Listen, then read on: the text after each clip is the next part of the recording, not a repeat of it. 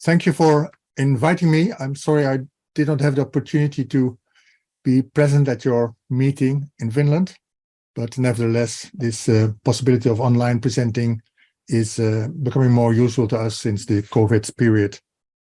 I'm asked to speak with you about the formation of relational caring professionals. First, I will talk about relational caring. Of course, care is inherently relational, but providing care in a relational way is not so self-evident. And exactly that requires a continuous training from the professional, or as we advocate, a continuous formation. When I say me, I mean the Presence Foundation in the Netherlands. The Presence Foundation is a knowledge institute.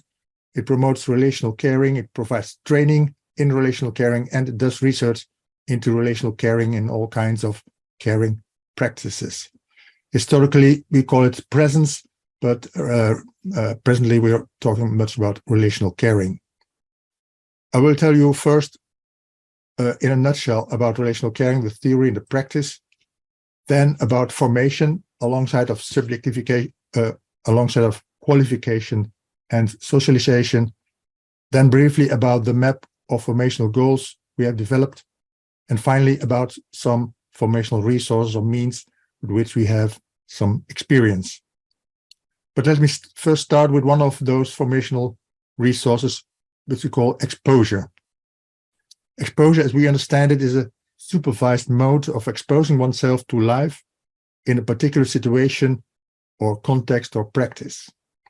It's done through a thorough, methodical, and intentional immersion in the situation, context, or practice in question, and the life world of the people involved in it. A South African nursing scholar, Emerence du Plessis, who is familiar with relational caring, practiced exposure by spending a month at the frail care department of a center for adults with intellectual disabilities. She kept a reflective journal and had several reflective conversations with a colleague of mine, Ellie Burskens.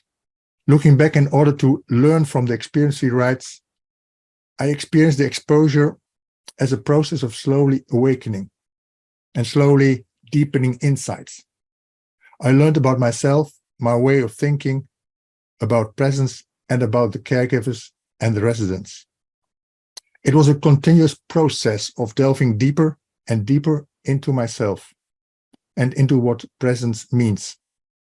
I had the feeling I was moving from making your acquaintance to getting to know you through deep conversations. I was learning through exposing my thoughts, engaging, making contact, and connecting to the real world. I began to ask questions on a different level, not only looking for information, but specifically looking for meaning. Constantly, I had to learn to notice and silence my own inner voice, slow my pace, really listen, truly respect boundaries, and let go of my own agenda, regardless of the fact that I thought I had the best of intentions. In this quotation, you see what exposure is aiming at. Emerence becomes aware of her own perspective and of those of the care receivers, and how their perspectives differ from hers. We think that is essential to good care. In the practice of relational caring, as we understand it, exposure is not only a precursor to or a way of entering into the practice. Exposure should be the professional's permanent, professional and basic attitude of changing perspective and self-catching. Self-catching means noting one's own prejudices and obstacles to understand the other and what is at stake for them. Let's just pause for a moment. Can you listen to me well? Can you hear me well? Does my presentation work? Can someone say something about that? We can hear you. It's Okay. working, and we still have the slide with exposure on the top. Okay, good, very good. Then I continue. In 1931, the first textbooks in the Netherlands about nursing, written by a nurse, was published. It contained the 10 commandments for nurses. The third commandment reads, an intelligent obedience is expected. Being able to obey others is one of the first requirements. But intelligent obedience is expected here, not blunt execution of orders. Now, I'm sorry, I cannot see your faces, but I've seen them on other nurses. In the context of the textbook, it's clear that the nurse has to obey, intelligently indeed, the doctor. When I presented this commandment to students in nursing and asked them, what do you think, who is to be obeyed? Only one of them answered, hesitating, to the patient, she said. In the Netherlands, respect for the autonomy of the individual patient is a big thing. But in the present situation, at least in the Netherlands, but I think elsewhere as well, one could easily say the nurse has to obey the rules, the regulations, protocols, guidelines, etc., etc. Interestingly, already in the 1930s, this author says intelligently, not bluntly. We would nowadays say with practical wisdom. Practical wisdom being the ability to act in case of conflicting goals, contradicting rules, and uncertain outcomes. Relational caring is a theory as well as a practice. We found it as a practice and still find it in practices of good practitioners in healthcare and social work. In practices of practitioners that are recognized by their patients and by their colleagues and managers as good practitioners. As a theory, relational caring is an empirically grounded theory, conceptualizing the practice of relational caring in theoretical terms and making understandable why the practice of relational caring works so well. Relational caring as a practice is both personal and political. The person of the caregiver is essential, but his or her political position too. Learning about the lives, the struggles, the obstacles to live a good life of their patients and clients, caregivers also get the responsibility to give them voice in the public domain. In the same line, relational caring is about the profession as well as about the organization and about society as a whole. Care is inherently a moral endeavor. There's always vulnerability involved, both physically and mentally, and that is what makes care moral. The focus of relational caring is the other and his or her dignity, preciousness, and longing for self-development and safety. This orientation has deep roots in Christian social thought and in the humanistic tradition. We approach care and its moral character from a care ethical perspective. Care ethic is an originally feminist perspective on morality in which relationships and the responsibilities these relationships bring with them are primary and essential. Relational caring is determined by 2 points of reference: relationality and finality. Relationality is about who participates, how are they positioned, and how do they position themselves and each other. What happens in the interaction between them, and what does it mean for them? What is discovered in relationships between carers, care receivers, and their relatives? What is discovered in these relationships determines what is done and to what end, and not only how it is done. Finality is about the ultimate end of the practice and about what the practitioner aim at in what they do, as distinct from what they set as their goals. Finality must not be understood as a fixed telos fixed by nature or by God, or as the operational goals set by partakers in the practice, or by the organization that sustains that practice, or the government. The specific aim of the practice cannot be determined without considering the concrete relationships between carers, care receivers, and their relatives. Essential to understanding relational caring as a practice is understanding that it is an approach, not a method. Whereas a method is an effective procedure in which a particular pre-given goal can be achieved with a degree of certainty by undertaking certain steps in specific order, an approach is conjectural. The practitioner must do everything possible to achieve the emerging goal, but can never be sure in advance that he will succeed. An approach is a comprehensive way of perceiving, reflecting, evaluating, being courageous, doing and refraining, using artifacts and knowing within the framework of its essential idea of good care. Although there are a lot of methods, and that's very important to have them in each profession, the profession as a whole is not a method, it's an approach. Let us dive into a concrete example of relational caring. This case comes from a study into the lived experience of patients and their caregivers in an emergency department in a Dutch general hospital. A nurse has to draw blood from Vera, a teenager who is in the emergency department together with her mother. After Vera and her mother answered a few routine questions, the nurse announces that she is going to draw blood. The researcher notices that Vera falls silent and feels a slight tension in her. I read the case description. Well, says the nurse, and then I want to take a sample of your blood. Do you find it scary? Vera says, not too bad. Well, the mother says immediately and somewhat excitedly, I think she does find it scary. It went completely wrong last time. Then they punctured both her arms completely. Okay, Vera, the nurse says very clearly, turning to her. Then we'll agree on one thing. I won't prick until you are completely ready. And also when I am ready for it myself. I will first feel well, and if I can also see the vein well, then I can prick and it will go well. Vera turns red in her neck. She says nothing, but looks closely at the nurse. It looked like she finds it much more scary than she has indicated with words. Which arm would you most like to be pricked? Asked the nurse. Do this one, says Vera, pointing to the right one.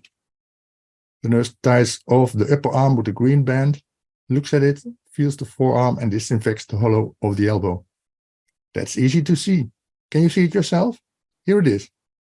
Vera looks down, but doesn't seem to like it much. Mother says worriedly, last time she went to pull her arm back on her own and that didn't work. Do you want your mother to hold you? Asked the nurse. No, that's not necessary, says Vera. Okay, whatever you want. And do you want to watch or rather not? I can also count down if you want. You tell me. The nurse takes her time. She tunes into Vera's pace. There's no pressure whatever. Go ahead, Vera says, looking away in such a way that she sees when it happens, but not exactly how the needle slides into her arm. The nurse gently places the needle on the skin and then proficiently pierces the vein in one go. The blood squirts into the first tube. Vera is happy and relieved. She looks at the blood spurting from her arm. Her mother says, I think it also has to do with who is injecting. One or the other is quite a difference. The nurse gives Vera a cotton ball and a plaster for her arm. So far the description. In this case, a nurse is at work announcing what needs to be done and at the same time asking a question about it. Do you find it scary? When the mother starts saying something, the nurse listens to what the mother is saying, notes that there's a problem here for Vera, lets it sink in, takes it seriously. Then she turns back to Vera herself and moves along with Vera. She can say where, when, and how the nurse can prick. If there's a need to wait, the nurse will wait.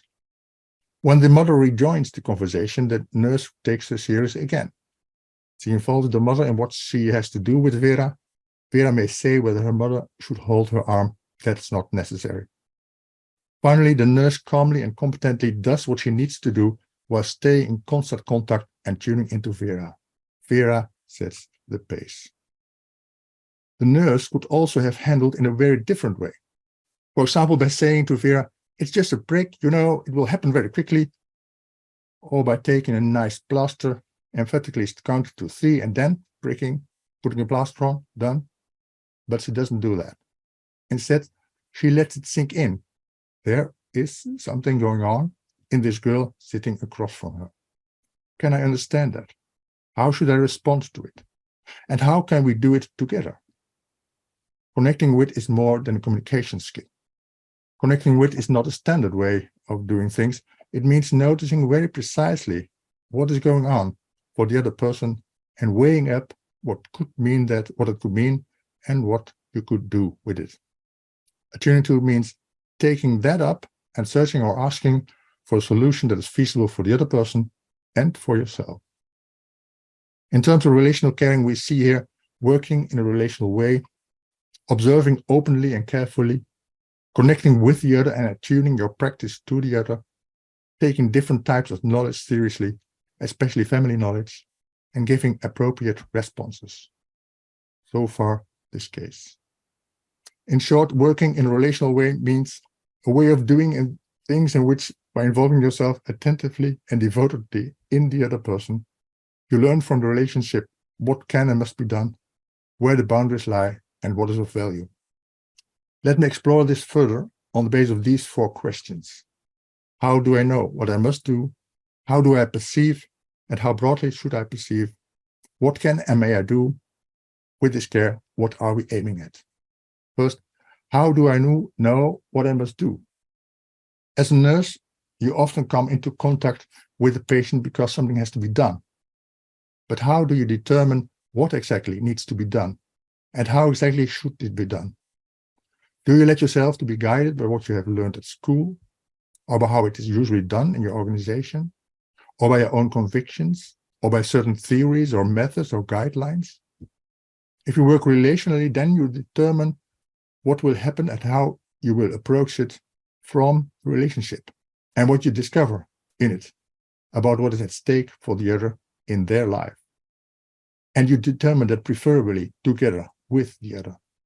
Care comes from relationships. The fact that you seek the relationship with the other person is already significant.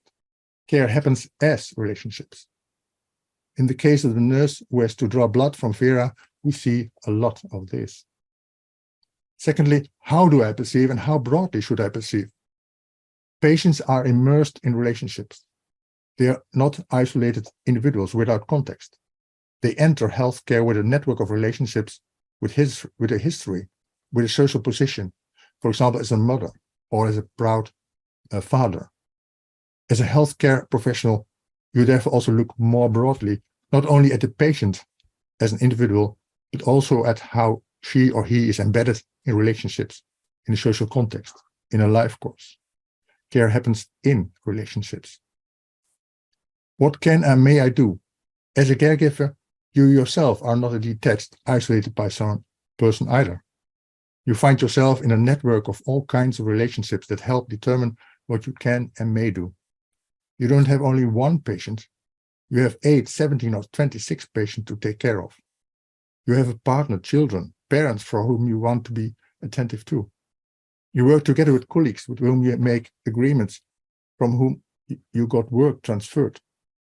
You work in a hospital or a residential care center or in a neighborhood, and you have to deal with agreements that apply there. Care happens by relationships. Lastly, with this care, what are we aiming at?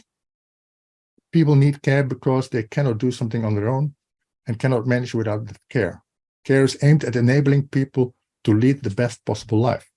And that is a life in relationship with others, in meaningful relationships with others. Care is done inherently aimed at relationships. The way the nurse approaches Vera, the mother is also involved. Together, Vera and her mother have a new experience that will help them in the future.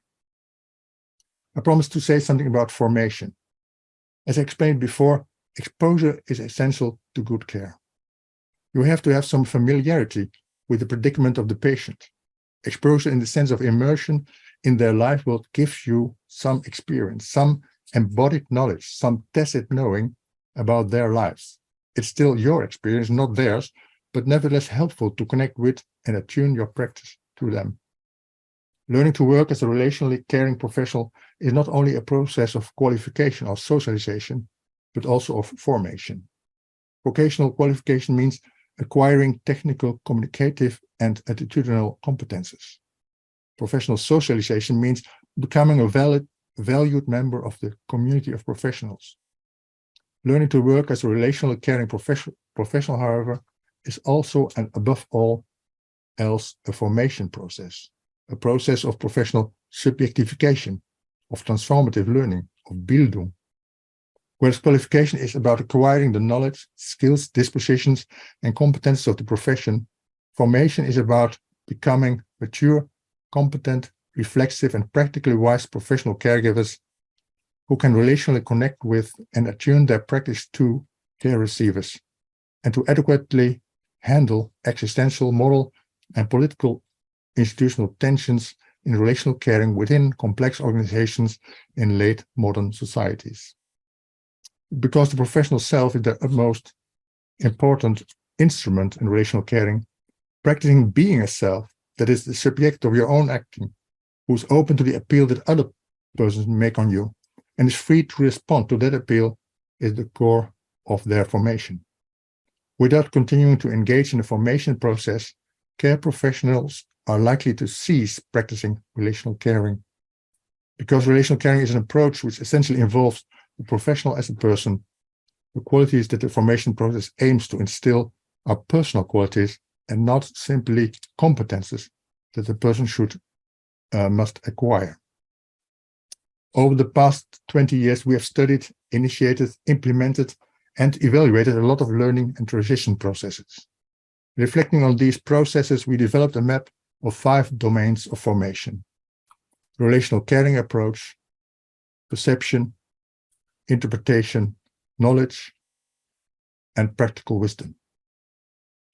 It is essential to understand that this map does not represent the acting of the professional or the practicing of relational caring, nor is the model of how to organize the formation process. It's not a trajectory of formational goals. It's a map of the domains of the formational goals that in one way or another need to be included in the formation of relationally caring professionals. At the center of the map, there's a horizontal arrow pointing to the right, which expresses the fact that every formation process is embedded in an ongoing practice. There's always a way of doing and learning, both before and after the formation process, which is institutionalized in protocols, methods, and artifacts, as well as in taken for granted habits of caring, reflecting, and collaborating. We consider the formational process as a recurring detour of the ongoing practice. This detour encompasses not only learning, but also unlearning and relearning. To the left of the arrow, there is the relational caring approach, the all-encompassing philosophy of relational caring, which informs all the other domains. To the right of the arrow, there's practical wisdom, which is needed to act in situations of uncertain outcomes, conflicting guidelines, and contradictory goals. Another feature that is central to the arrangement of the map is the vertical interplay between perception and knowledge. Perception is about how the professional perceives the situation, relationships in the situation, the resident, patient, or client with their vulnerabilities, needs, and concerns, the professional's own position, including power relations, the care organization, and society. Knowledge is in this vertical interplay is about the knowledge and know-how the professional can access and is supposed to use, including patient or client and family knowledge. It's an interplay because all perception is theory-laden, and what is perceived determines what knowledge is activated. At the intersection of these two movements, the horizontal one and the vertical one, there is interpretation, the process for determining the meaning, relevance, and significance of what is at stake and of what the professional can and cannot do. I will now go quickly through the map, hoping that you recognize some of the notions and ideas I presented earlier. The relational caring approach involves relational connecting and attuning your practice to the other person or persons. We have seen it in the case of the nurse and Vera. Helpful to knowing what you have to do or to evaluate what you have done is raising the finality question. What is our practice ultimately about? Relational caring involves complying to what emerges in the relationship as worthwhile and good, and it involves a tolerance for what cannot be solved, cured, etc.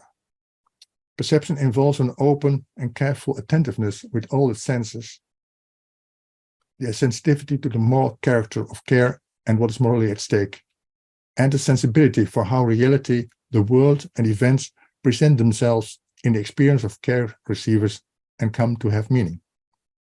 Knowledge requires acknowledging the different sources and modes of knowledge, having access to them, and manage the power struggle between them. The knowledge of the doctor and the nurse, as well as the knowledge of the patient and their relatives. Empirically proven explicit knowledge, as well as embodied knowledge and tacit knowing. Knowledge involves also criticism of power and the different power discourses. Interpretation requires acknowledging experience as a moral source, as a source of knowing what is part of a good life, and emotions as moral intuitions.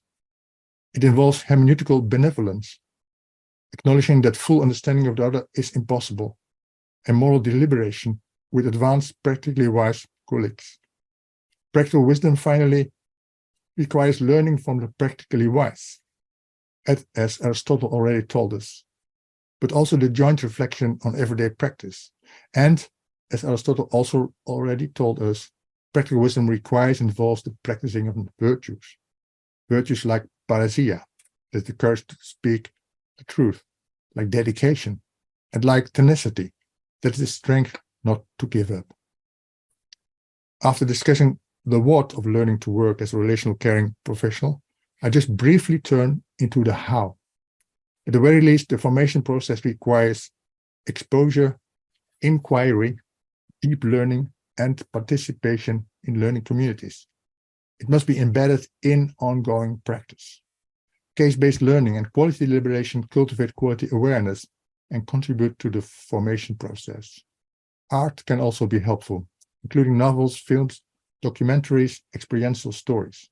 It helps to expand your repertoire of what you can imagine or what is happening in other people's lives. It's essential that care organizations facilitate permanent learning by providing time, resources, and skilled facilitators, and fostering a culture in which professionals can show themselves and speak about their fears, about their doubts and mistakes.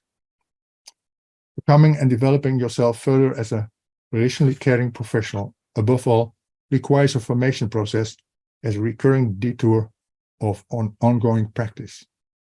This process is aimed at realizing formational goals that can be clustered in the 5 core dimensions I have discussed. Healthcare and social work should be conceptualized as a mixed practice of relational caring with inherently moral aspects in complex organizations in late modern society. Relational caring requires that caregivers acknowledge the care receiver as someone in a predicament, to whom they should attune their practice to, and whom they should not abandon. Thank you for your attention.